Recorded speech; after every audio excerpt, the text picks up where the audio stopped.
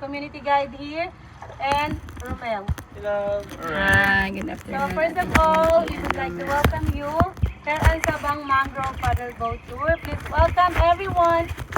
Yay! May know where you came from? From Germany. Guten Tag.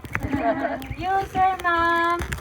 Dipolog City. From Dipolog City. Maayong hapon. Yes, ma'am. Ayong hapon. Yay! So, familiar na mo. Bigla nag-Bisaya. Intindihin nyo na lang, ma'am, yung English ko, ma'am. Opo, ma'am. Kailangan po kasi. Kaya mo yan. Kakayanin po, ma'am. Go So, for are it. you familiar about the mangrove trees? It's the local name Bakawan. No. Bakawan. So, both side of the river, those trees are mangrove trees. Is Bakawan the local name?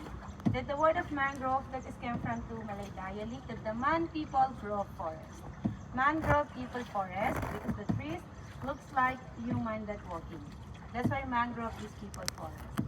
And the mangrove trees is the kind of tree that can grow in the brackish water and also purely salt water and tropical country. But here in the Philippines, we have 32 to 40 species of mangrove, but in this area, we have 8 and only 4 species of mangrove along the river that is very deep. Because other species of mangrove, they grow inside this forest.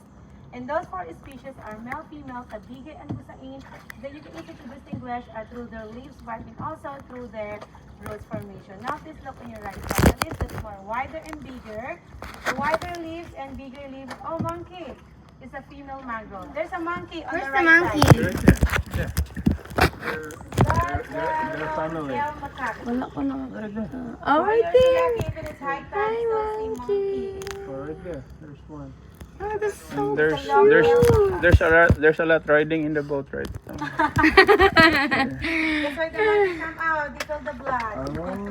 Yeah. So long-tailed macaque, only one species monkey here in the Philippines. And the macaque, they are territorial.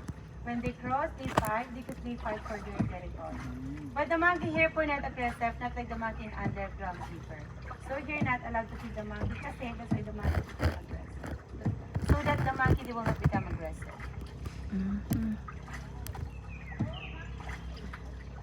So again, that one is a female mangrove on the right side. That the leaves more wide and bigger. Wider and bigger is a female. Rhizophora mucronata, the scientific name of female. And this is male mangrove that the leaves small and pointed at the tip.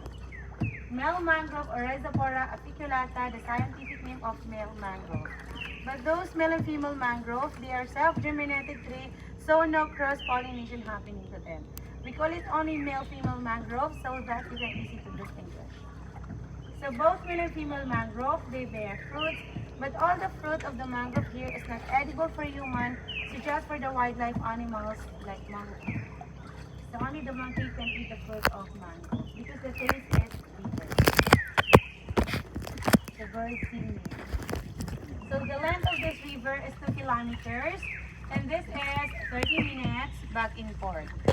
And the deep of this river is about 4 to 9 feet. Now is high tide.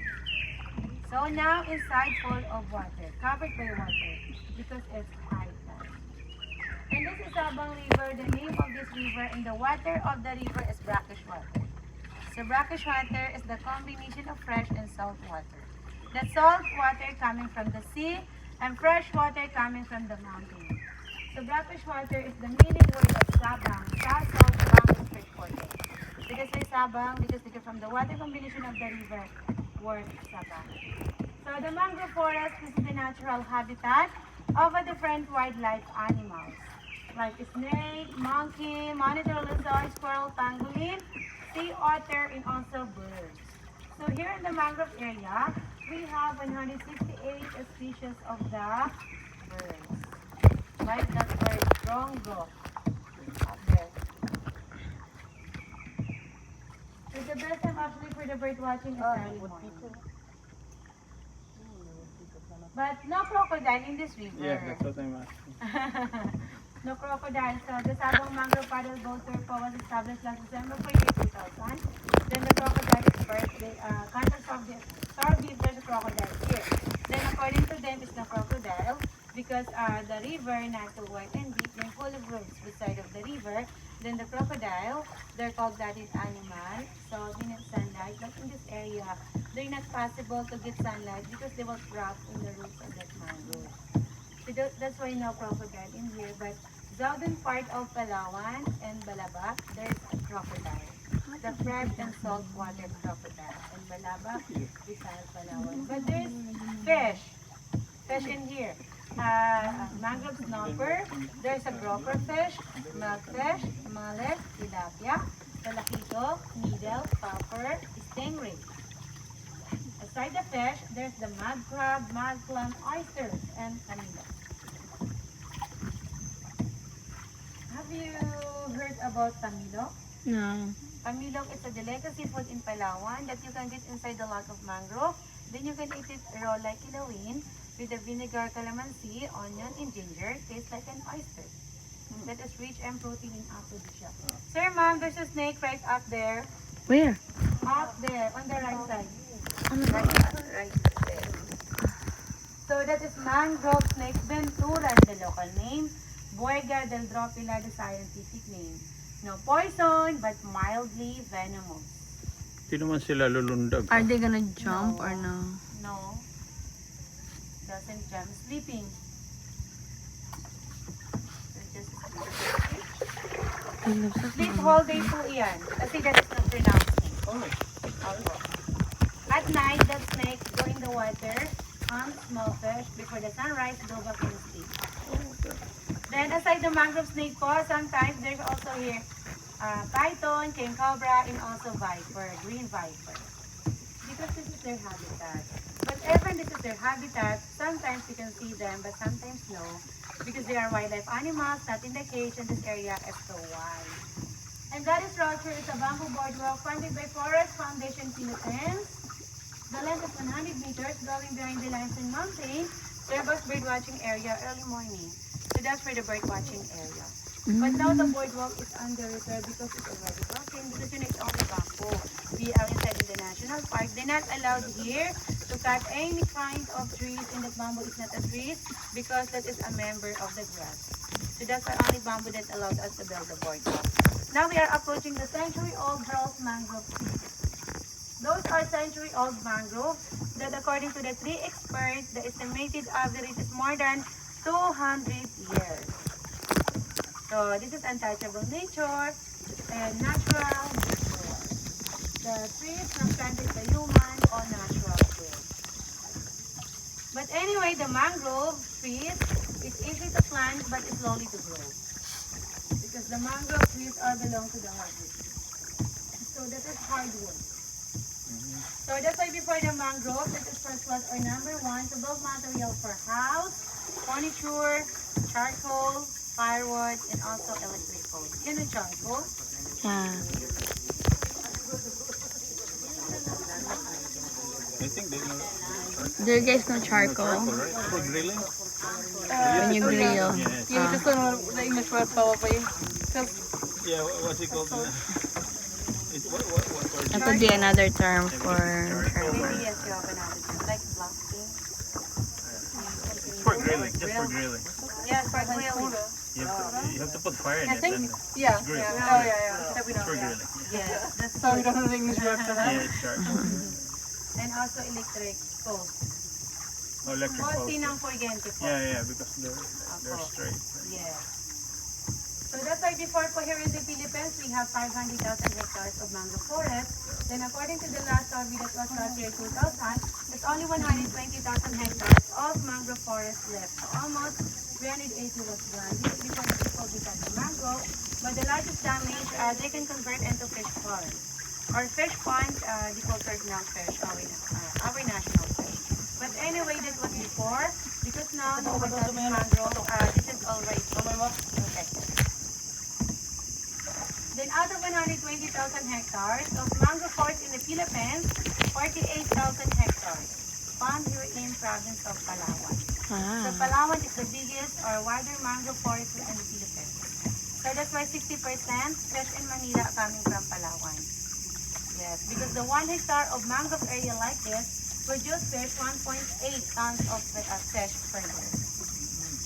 Opo, 1.8 tons of fish. per year. Only the 1 hectare of mangrove area. What's the lifespan of the mangrove tree? Actually, no exact life expand, no. But those mangrove are century like 300 years. But What's the because tallest one? 30 meters. Wow. But because those trees that fell down po kasi it's a natural damage by typhoon. Ah, okay. Those trees that fell down. So it's not allowed to take mangrove here. So we're not allowed to take mangrove. Cut- mangrove is cut down, trees. Or the dead mangrove here is No. allowed. No, sir. Even those trees fell down po, it's already dead. It's not allowed to take it out. So just leave it there. So when it decomposes, it will become a natural organic fertilizer. Oh, okay. Makes sense. My purpose po po kasi diba? Yeah, it's ecology. So this is the turning point. The navigable is only 1 kilometer. But the river continues, then becomes small and narrow, so we cannot go further. So back and forth 2 kilometers. Ate, is there any shrimp down here? Yes. Okay. Crabs, South prawns. water. And what? And connected to the ocean to? Yes, ma'am. Ah, This okay. river connected to the ocean. Alright. That's why the saltwater fish, like, according to the research and study po, it's about 2/3 fish from the ocean coming Oh, to wow. the river they later So this is the natural breeding ground and nursery of the fish. Because they're safe here, no weight in the river, and also if there's a predator, the baby fish, they can easily hide in the roots of the plant. And also the eggs, they hatch by the temperature of water. And those mother fish, after when lay their eggs, they will go back to the ocean. And the eggs, when they hatch, when the fish grow bigger, before they will go back to the ocean. So that's why even the indigenous people here not allowed to do fishing because mostly the fish are pregnant. If they are allowed into the fishing, millions of fish that will die. So that's why no fishing in the mangrove area. But the indigenous people here, they are allowed to gather the crab, the clam, the oysters, and the bilog. But for personal Ganyan, consumption, dami only not for commercial. So anyway, for the mountain on your right side is the mountain of underground river. Oh, okay. That's the nose. Oh, that's the nose. So actually, before you cannot see the mountain po because all covered trees of mangrove. Yeah. But after we hit Typhoon Odette, now you can see the mountain. So the Typhoon Odette, that was the first strongest typhoon hit Palawan. That was last December 17, year 2021. Yeah. Opo. Malakas po yun eh. Is it Hayan? Is that the Hayan or no? That's it. There's another one. Right, it's in Leyte. This Oh, one is- Leyte, that's right. It crossed Leyte. Palawan. Yes.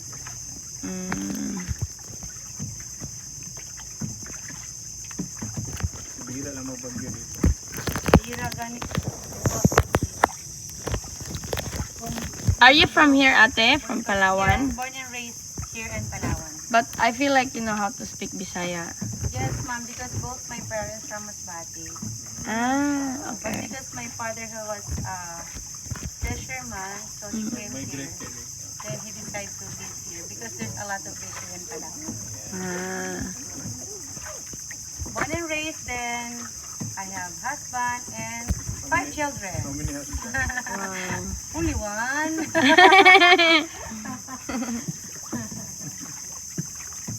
Then another importance of mangrove, the mangrove is also protection from the bad weathers. Like if there's a tsunami and typhoon. That if there's a typhoon, the mangrove they serve as breaker from the storm surge and also strong winds. And also the roots of mangrove protect from the flood, landslide, and also soil erosion. And the roots of mangrove, they serve as a natural filter or strainer from the sediment, chemical, garbage from mountains. So they can filter this water, especially during heavy rain. So that's why this water, before it will go to the ocean, clean already. Because filtered already by the roots of that mangrove. So that's why the coral reefs there in the oceans are healthy because the coral reef donates also sandbars. And the leaves of the mangrove, if fallen ever when it decompose, converted into nutrients, it will become food for the million fish in this river. So this is how important the mangrove is to our ecosystem. Thank you so much everyone who visit here because we are all ordinary people from this community that we are all volunteers protecting the nature. So thank you so much because we help the people in this community. And that is also roots that hang in one pole. There is hanging root. The function, pathway of oxygen. Because in high tide, there is in the downfall of the water, very lack of oxygen. So that's the function of the heart. Wala na talaga si Tinoy? Hindi mo makita. Ano kaya yun? Kala ko nga, hindi ka kasama ko. Nag-wait na.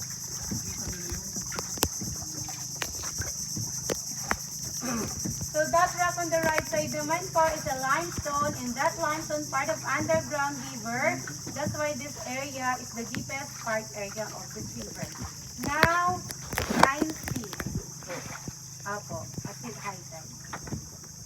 At nag-clear na rin yung water. The water is becoming clear. That's the advantage. Thus, may for the last time, if you want to take a picture.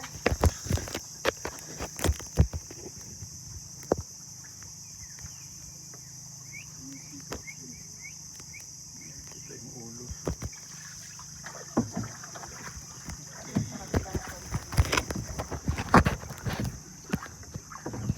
And there is another species of mangrove on the right side. The color of the bark is light brown. Then actually the root that one is white. And there's a round fruit that is tabigi. Tabigi, the local name, and Corpus granatum po ang scientific name niya. Then the fruit, that's a cannonball. For monkey. Opo, mangrove din po yan. Tabigi po yan. Para siyang pagatpat. May tahawin. So ate, you still keep planting mangroves, right? Yes, ma'am. Here in this Yes, area. we still tree planting po.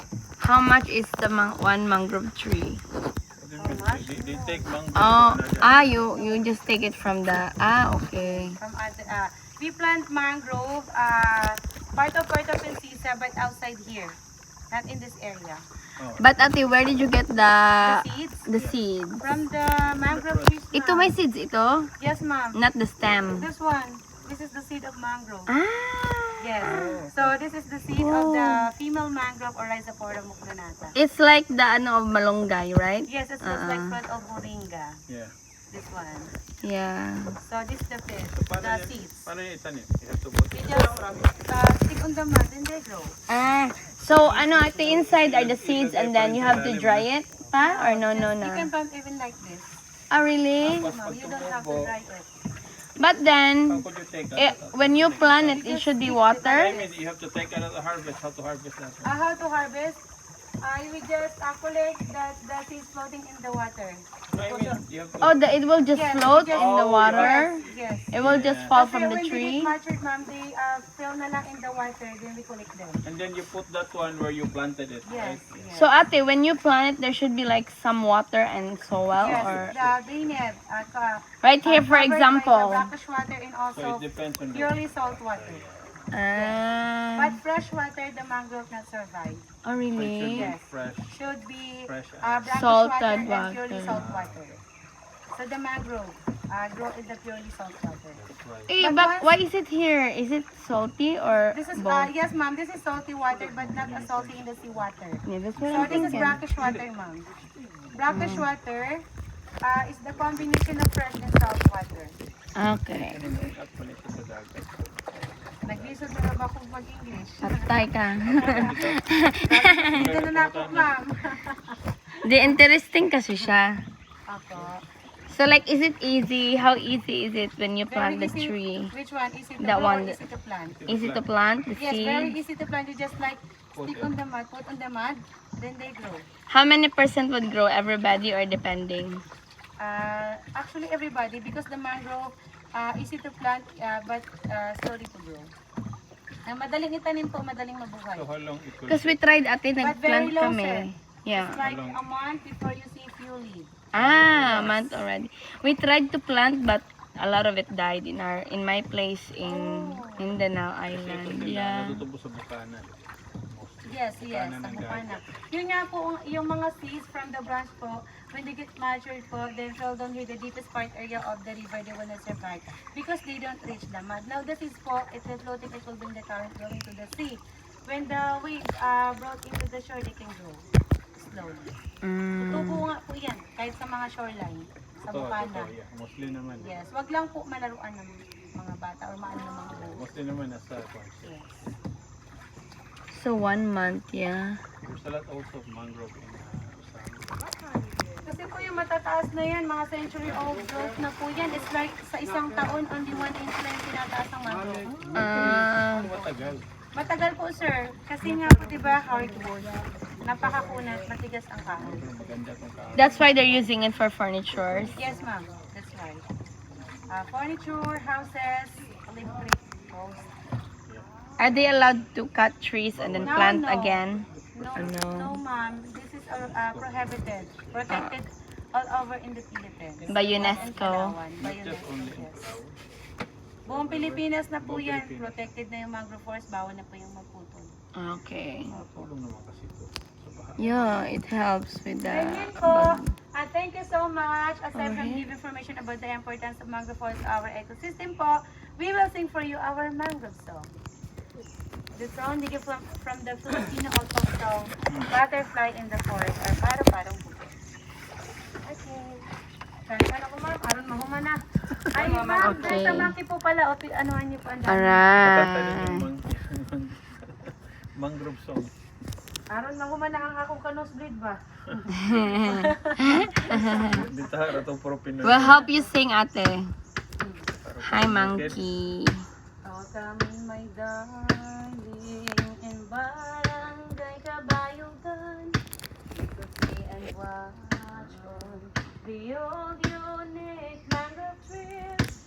We shall ride on Bangka, being a wonderful one with the growth of mountains and to my dearest wife. We multiply mangrove trees, all of us we shall have nursery of fishes, marine seafoods are the best. Please don't stop and burning.